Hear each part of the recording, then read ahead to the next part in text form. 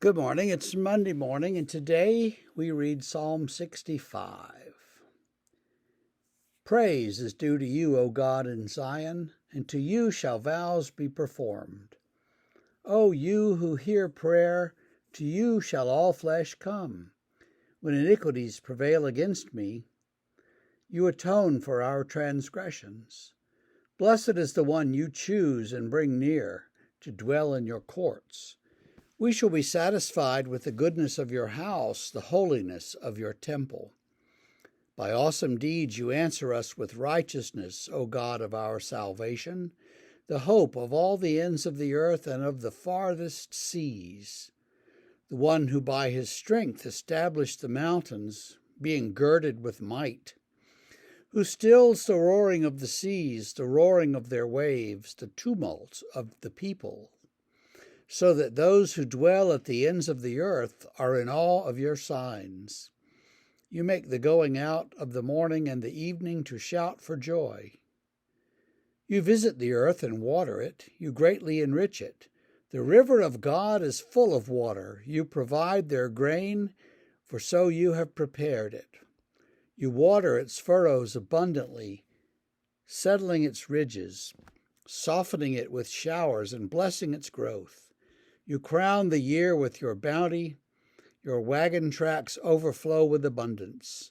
The pastures of the wilderness overflow. The hills gird themselves with joy. The meadows clothe themselves with flocks. The valleys deck themselves with grain. They shout and sing together for joy. So this starts off like some of the Psalms that we've read before, is, about evildoers and my enemies and stuff. And then it sort of pivots and becomes very, we would say, ecological in its tone. It's a lot of metaphors here, but basically saying that God waters the earth and it produces grain and sheep and all these good things. Everything flowers and blossoms and grows because of God's goodness and because of the water that God provides it.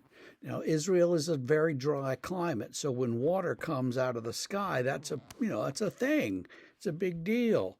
Where I live, it's not such a big deal for it to rain, though some places in the U.S. it's a big deal if you get some rain. But for Israel, it was a big deal. And so for Israel, David looks at it and says, well, God is watering the earth.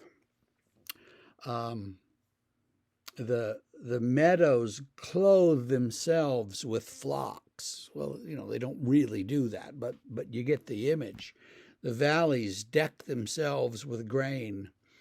And then the meadows and the valleys and the hills and the pastures shout and sing together for joy.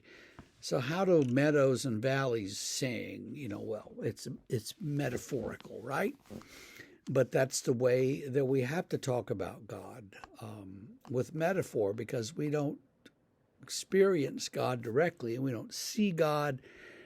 We don't really hear God. We don't know what God might be doing. We think we do, and we know in general terms, and we know in sort of overarching terms that God is always looking for our good. Yeah, we get all of that.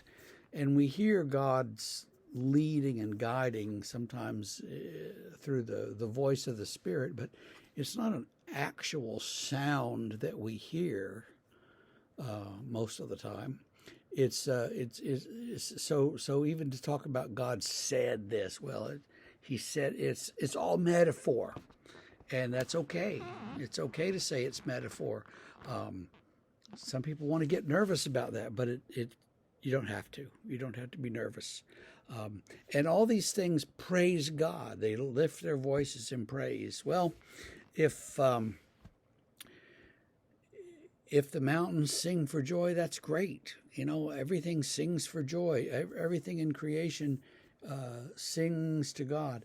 Yet everything in creation is also laboring under this burden of sin that human beings have brought to it. And we can't quite imagine how it'll be when God fixes it all. You know, if lions are not going to eat antelopes, what are they going to eat? We don't know. But that's not our business. That's not our problem. As they say, not my circus, not my monkeys. So we will just trust that God knows what he's doing. So there's Psalm 65. And I hope that you can read that and praise God with it today. And I hope that you have a great day and a great week.